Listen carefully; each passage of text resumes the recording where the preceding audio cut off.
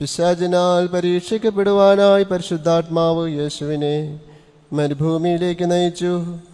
അവിടെ 40 പകലും 40 രാവും അവൻ ഉപവസിച്ചു. ഒടുവിൽ അവന് വിശന്നു. അപ്പോൾ പ്രലോഭകൻ അവനെ സമീപിച്ച്, നീ ദൈവപുത്രനാണെങ്കിൽ ഈ കല്ലുകൾ അപ്പമായി തീരുവാൻ കൽപ്പിക്കുക എന്ന് പറഞ്ഞു.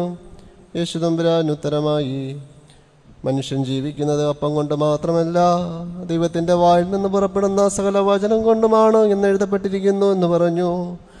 പിന്നീട് പിശാച് വിശുദ്ധ പട്ടണത്തിലേക്ക് അവനെ കൊണ്ടുപോയി ദേവാലയ ഗോപുരത്തിൻ്റെ മുകളിൽ നിർത്തി അവനോട്, നീ ദൈവപുത്രനാണെങ്കിൽ താഴേക്ക് ചാടുക. നിന്നെക്കുറിച്ച് അവൻ തൻ്റെ മാലാഖമാരോട് കൽപ്പിക്കും. നിന്റെ കാൽ കല്ലിൽ തട്ടാതിരിക്കുവാൻ അവർ തങ്ങളുടെ കൈകൾ താങ്ങിക്കൊള്ളും എന്നെഴുതപ്പെട്ടിട്ടുണ്ടല്ലോ എന്ന് പറഞ്ഞു. യേശു തമ്പുരാൻ അവനോട്, നിന്റെ ദൈവമായ കർത്താവിനെ പരീക്ഷിക്കരുത് എന്നും എഴുതിയിട്ടുണ്ട് എന്ന് പറഞ്ഞു. വീണ്ടും പിശാച് വളരെ ഉയരമുള്ള മലയിലേക്ക് അവനെ കൊണ്ടുപോയി ലോകത്തിലെ സകല രാജ്യങ്ങളും അവയുടെ മഹിമയും കാണിച്ചുകൊണ്ട്, എന്നെ കുമ്പിട്ട് വന്ദിച്ചാൽ ഇവയെല്ലാം നിനക്ക് തരാമെന്ന് പറഞ്ഞു. യേശു തമ്പുരാൻ അവനോട്, സാത്താനെ നീ പോകുക, നിന്റെ ദൈവമായ കർത്താവിനെ വന്ദിക്കണം, അവനെ മാത്രം ആരാധിക്കണം എന്നും എഴുതിയിരിക്കുന്നു എന്ന് പറഞ്ഞു. അപ്പോൾ പിശാച് അവനെ വിട്ടുപോയി.